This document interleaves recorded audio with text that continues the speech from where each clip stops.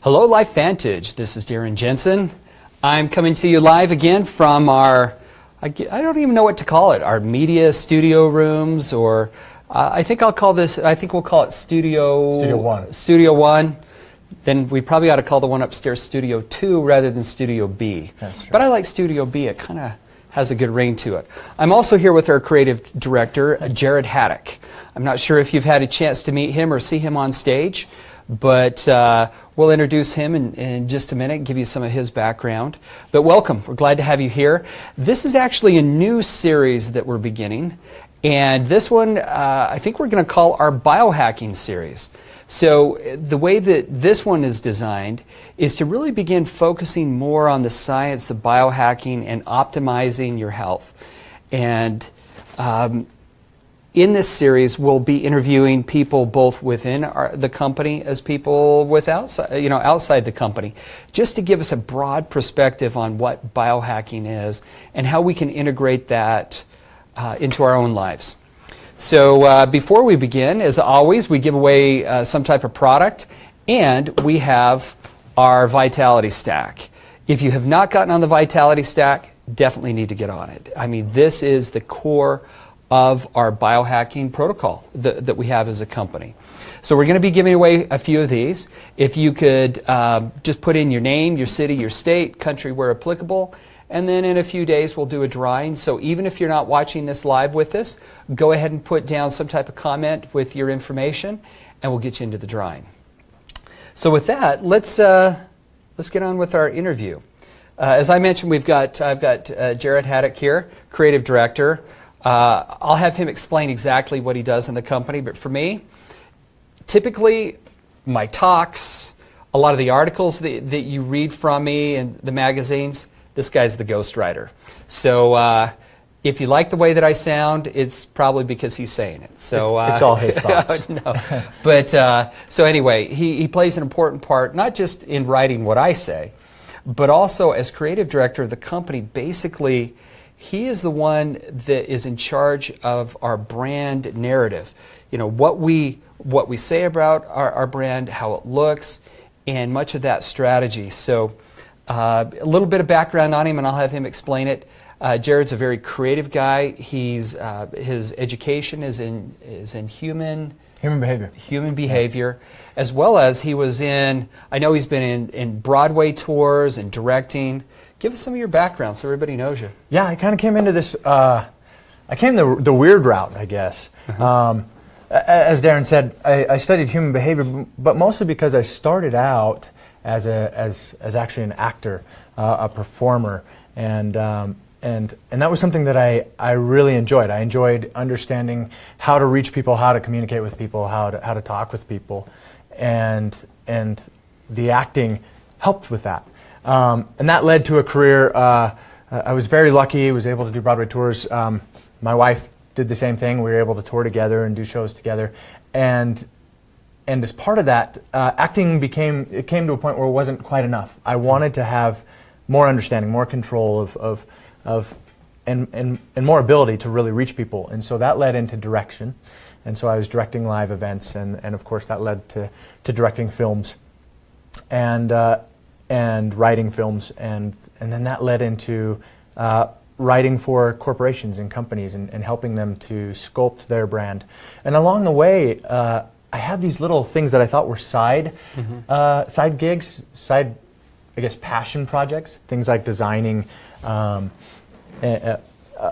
photography, other visual things, and those kind of all came to a head in creative direction and really helping corporations understand their brand and how to talk about themselves, how to show themselves. And so that's kind of long roundabout way to get here. No, it's incredible background. And I keep hearing from everyone that you have like this exceptional singing voice. And I keep telling him he's going to have to sing at some point. We're going to have to get him up on the stage to sing. And he was just starring in, if you've been to our offices, we have a big theater. What do you call it? Like a big, like, theater, just to the south of us, like 1,000 people in it. And he was just down. He was one of the stars of the show down there performing. Unfortunately, I didn't get to see that one, but I'll have to pick up your next one. All right. Well, let's get into the topic for today, which is really The way I see it is, over the last over the last few years, a couple of years since I've been here, we've been focusing on what the story of our company is. And we've moved into more of nutrigenomics story and of biohacking. And can you tell us why? Why have we begun focusing more on nutrigenomics, and why on this story of biohacking? Because it's a new concept. Yeah, it is a new concept, but I would say that it's also an old concept in the same vein, in the sense of, as you and Ryan and I met and we started meeting about this idea of biohacking, we really realized that we always knew what we were as a corporation, right? LifeVantage, and that the products that we were creating were all in the same vein. They were worrying about how you could go in and affect your genes to get a different output out of what you get. And so all along the way we were doing the same thing, but we didn't really have a word to talk about that. I don't think it existed. It didn't. I don't know. No, not really. Yeah, and then in our research we came across the term biohacking, which fit perfectly with what we're doing. We looked at that and said, that's exactly what we're doing. And particularly when you look at biohacking and LifeVantage and realize they're actually the same word. Life, bio is life. And then hacking, which is to get a gain or gain an advantage, LifeVantage. Yeah. So it was something that we were doing all along, and it was kind of an aha moment to say, now we have a way to actually sum up what we've already been doing. Up until that point, I would say that it was a little harder to talk about our company and what we did, just because there was a lack of words. It's almost like the Henry Ford issue, right? Where as the automobile was coming out, there wasn't a word for automobile at first, and so you got all sorts of weird names. Like what, horseless carriage? Yep. Imagine if we still called them horseless carriages today. Yeah. The term didn't exist. And so you had people talking about the company in different ways. Somebody might come in through Protandim Nerf 2 and talk about it as the antioxidant company. Somebody might come through Axio, and that was their introduction to the company, and talk about us as an energy drink company, or through when in fact it's more, now there's a word for it, it's nootropic. Yeah. People didn't know that word, though. It's a new word. It's another new word, yeah. And that word's only 10, 15 years old, nootropic. So these things are kind of subconscious, slowly getting into the subconscious of people and something to use. And so biohacking now allows us the way to talk about all of our products in a really simple, straightforward, all-inclusive way. Yeah, as I see it is, rather than talking about it in pieces, the term biohacking and nutrigenomics gives us the ability to really encapsulate the technologies that we use in our current product line, but also the umbrella of that story is big enough to encompass many different product lines, so that we're not stuck on one particular name. Yeah. For instance, I'm thinking of a few years ago, and I'm sure you guys out there know when there was the juice craze going on, and every company had a juice, and it was grown in some exotic jungle, and it was only on one mountain, and they owned the mountain, but they were limited to being juice, and that was it. And what we were trying to avoid is being limited to just being NRF2, because really nutrigenomics, that ability to upregulate gene expression, there are so many different pathways that we can look at rather than just focusing on one, which is powerful. I mean, definitely NRF2 is a powerful, powerful way, but also there are others that we'll focus on. Yeah, and so much research that we want to be able to incorporate. Yeah. But when you were talking about the name being kind of new, I was just Googling this right before we were starting. We were talking about how even Google's kind of messed up, because it depends on which definition they're drawing from. Like right now, the definition that you would normally see pop up if you typed in biohacking, and I typed in biohacker, so biohacker, but it pulled up a definition of biohacking. Now, I never did do biohacking. Let me just open up another window and see if it pulls up a different definition. Yeah, because you have to realize that the way the Google's algorithm works is it pulls from over time, as well as the most common linked to articles. And so I just looked it up. Depending on the amount of time and how many people have linked to something. So when I Googled biohacking, it pulls up that stupid definition that talks about, the activity of exploiting genetic material is like, but when you look up biohacker and define that, it says biohacking is a fairly new practice that could lead to major changes in our life. You could call it citizen or do-it-yourself biology. It takes place in small labs, mostly at non-university, where all sorts of people get together to explore biology. That's a little more normal. They pulled that off of PBS, off of a story that was done in 2014, so they're even pulling from an old one. As I scroll down through a couple of them, under biohacking in Wikipedia, it says, biohacking can refer to nutrigenomics, using nutrition to take control of human biology. That's a great definition. Yeah. So I think that, I wanted to point out, if you're looking at defining it, type in biohacker, because you're still getting all of these different algorithms that are pulling from different areas. But so we'll see that continue to evolve, and I think shift more to where at least we're seeing the Wikipedia, as well as maybe biohacker definition. Wikipedia has a little bit of a quicker response time, and so if you do Google biohacking or biohacker, you'll notice that no matter what definition you get, the next 7 pages of articles are all talking about biohacking, the way we talk about biohacking. So eventually, and Wikipedia pulls from those as well. They've obviously caught up a little faster. Google will catch up. And sometimes when people because I run into this with investment groups, they'll just Google the title and they'll type in biohacking to see what it is, pull up that negative one, not look at 10 of the following pages, and then just hit me on that. And I'm like, look, you have to at least be intellectually curious enough to look beyond the definition that they had at the top. Well, maybe it's the biohacker in me, but I feel like that's lazy research, right? As biohackers, we want to do the research. We want to understand it. So let's talk about, so we talked about what biohacking is, that it's really optimizing your biology, right? Right. Yeah, it's taking control of the complex system. In this case, that's your body, your biology, to get a different output than you're currently getting.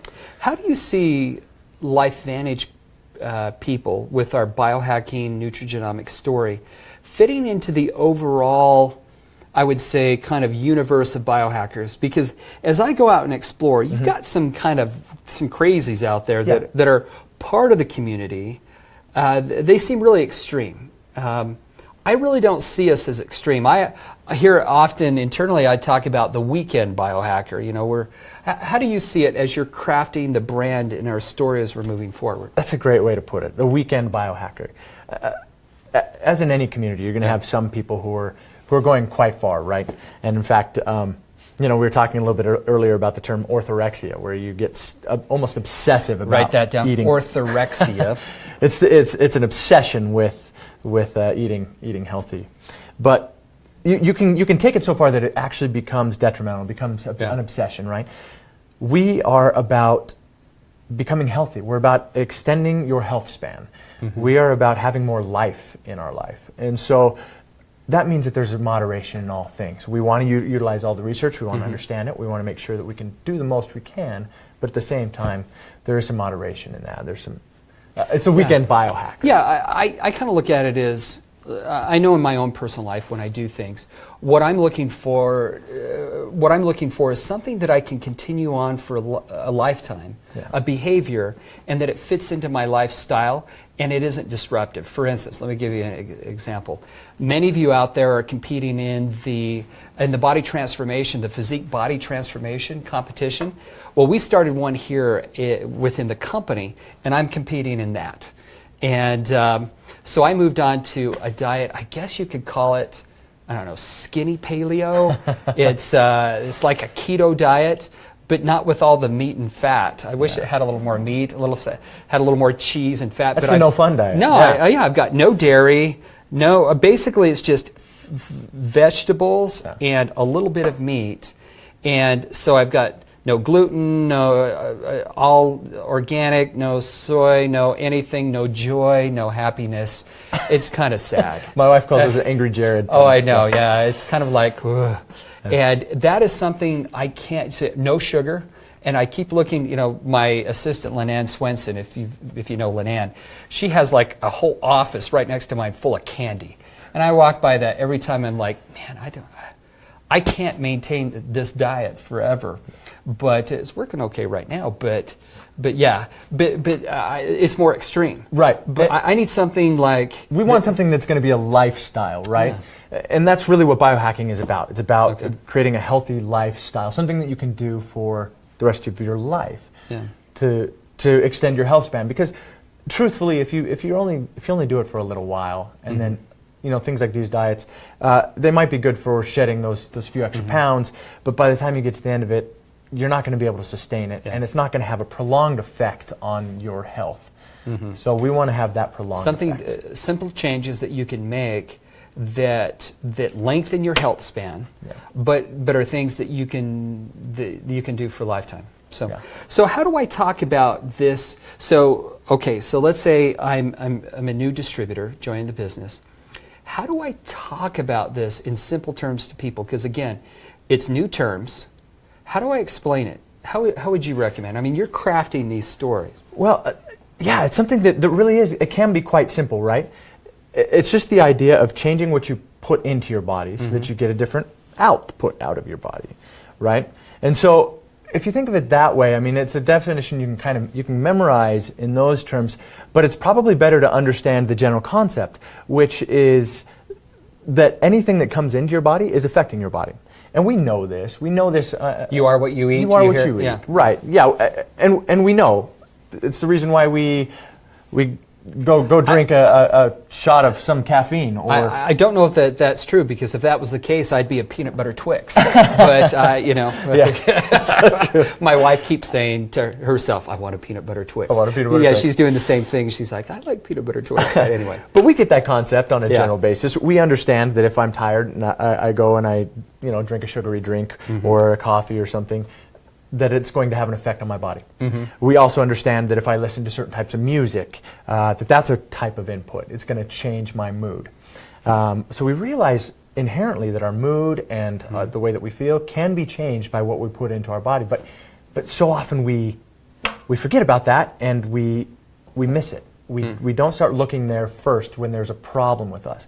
And that's really what biohacking is it's just changing the inputs that we put into our body and looking at those in a scientific way, and in order to get something different, to have a better memory, to have more energy, to increase fat loss, all the things that we want in life. Okay, so at the Orlando EA, I mean, and I was guilty of this because I took part in it. I'm sitting down there, and I noticed I used a definition, and then Ryan was up giving another definition, then Natalie, Dr. Chevreau got up and used another definition, and then have we got a consistent definition yet? Have we decided on one definition? We have, yeah. Okay, what is the definition? It's the one that you'll find it on the front page of lifevantage.org. It's right there in the head. .com or are we .org? Lifevantage.com, sorry. Okay, I better go to that right now just so that I can, well, keep talking and I'll look it up. So what it is it's taking control of a complex system, in this case your biology, in order to achieve a different output, a different result. Okay. And so you can go and memorize that definition. I think conceptually, though, it helps to understand the general idea. And one of the ways that I like to talk about it, in fact, I was getting my hair cut the other day, and I find that this is a great intro to biohacking in general. They always ask, what do you do, right? So I tell them, I'm the creative director at a biohacking company. Do you know what biohacking is?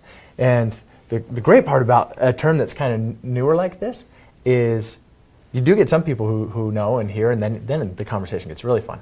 But a lot of them don't. And so they say, no, what is that? I want to know. It sounds like something they should know about, and it is something they should know about. So I'm able to have a conversation with them, and talking with this guy who's cutting my hair. We had just had a conversation about his phone being really slow. And I said, look, was it Apple and they slowed it down? I know, yeah. Anyway, it bugs me. So it was a great segue into how to talk about biohacking with him. I said, look, our bodies are a lot like your phone. Your phone, when it came out, it started out wonderful. It was running really fast. Everything was moving quickly. It was exactly right out of the box. It was how it was designed to be. But the more you add in code through, your Angry Birds app, or the new social media app, or through, the 45 pictures of your cousin's bar mitzvah, the more you add in the code interacts with one another, and it starts to bog down. It starts to slow it down. There's problems. It breaks your code. And so you start slowing down, other than Apple just slowing it down on purpose. Yeah. But they called that the battery. So Yeah. I would liken that to nerf 1, that our mitochondria, which are the energy, is starting to slow down, so it slows the overall system down. exactly. Yeah. And the problem is our bodies are a lot like that, where depending on the input that we're getting, whether that's the air we breathe, the food we eat, the music we listen to, even the light that's coming in, everything that we're experiencing in life is an input of sorts. And taking a look at that and saying, how do I adjust that to fix my output? That's exactly what we're doing here.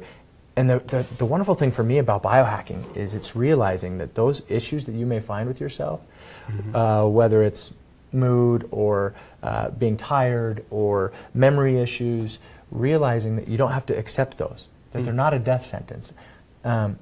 Even with looking at your family history and realizing I may have a propensity towards these issues later in life, it's not a freight train that's coming down the tracks that I can't get out of the way of.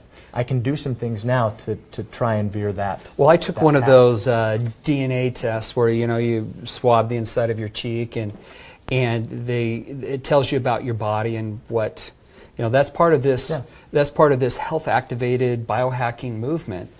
And anyway, it came back with about a page and a half on genetic markers that I have that would make me fat. And I'm like, oh, great. But it doesn't mean that I have to be. But being aware of it, you can, you're able to use, I think, biohacking, because I think weight loss and physique, their way of biohacking, you can overcome some of that genetic propensity to get you someplace. Yes, and in exciting ways. For me, my personal journey with biohacking is one that really excites me.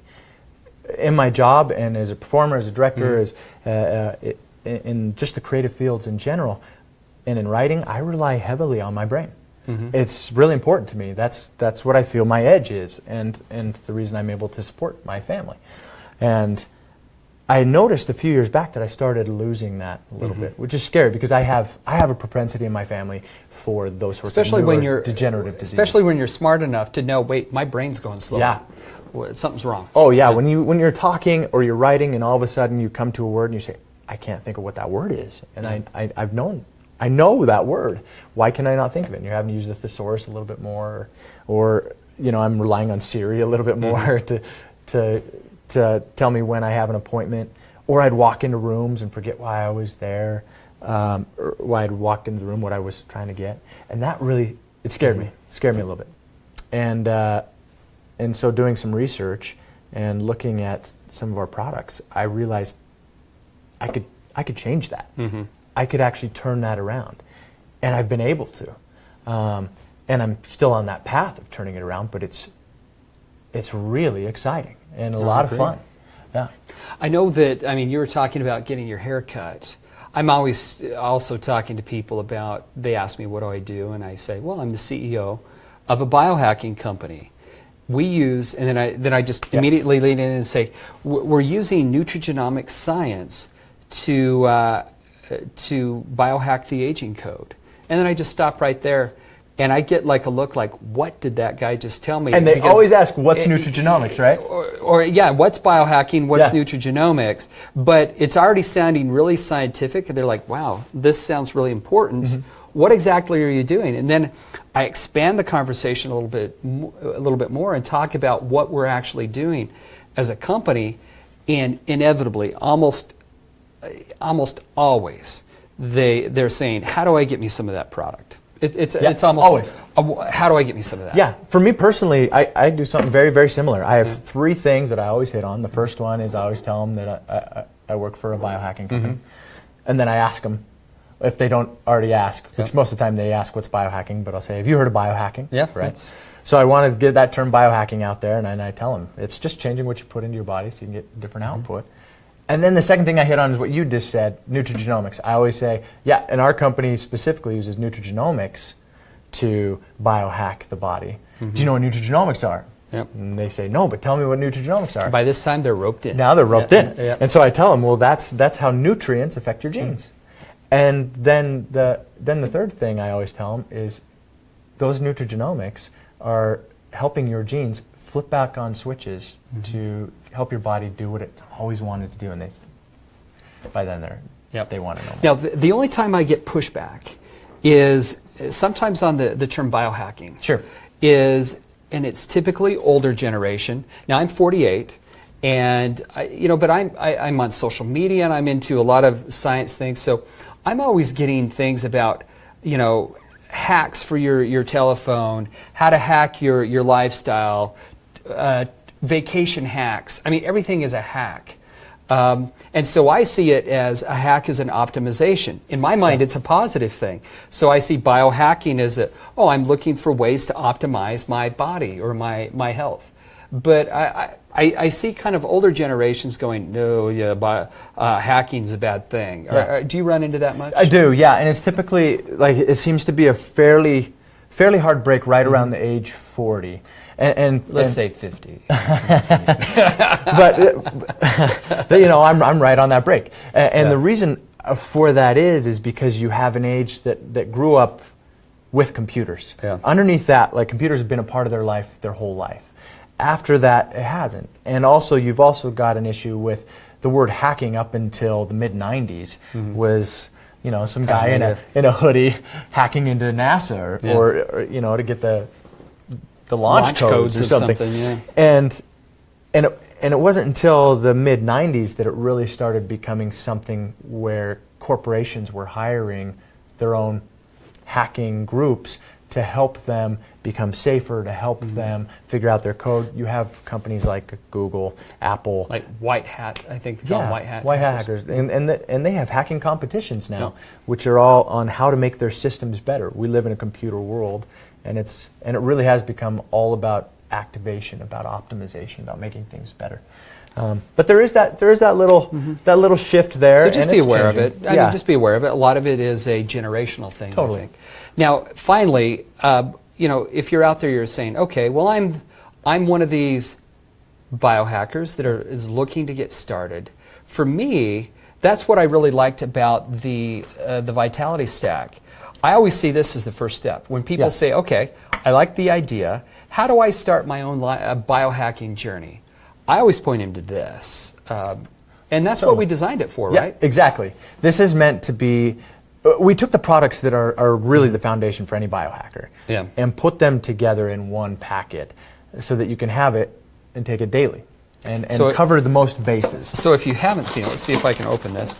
So really, I mean, inside, so basically you've got, I don't know if you can see, you've got your two pro tandems, your Nerf 1 and your Nerf 2, which, I mean, are definitely the core of the company here.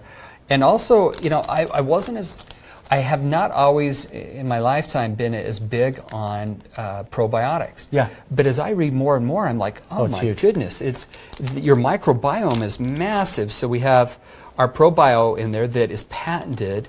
And I love that we've moved to the little smaller balls. They're a lot easier to swallow. But they're a time release technology as they go through your digestive system so that they're releasing the right substances at the right point in your digestive system. And then we have our new Omega Plus. And yeah, definitely when you talked about brain function, these have so much, so much information on those in brain. So, so if you're looking for the first step, get on this. If you're on your subscription order, your auto ship or subscription, switch it over to the Vitality Stack. Definitely step number one. Definitely where to start. And that's the thing is when you look at biohacking in general and the biohackers community, it's a wonderful community. It opens your mind to all sorts of amazing ways. The thing I love about the biohacking community in and of itself is that it really is a systems approach look at our health, right?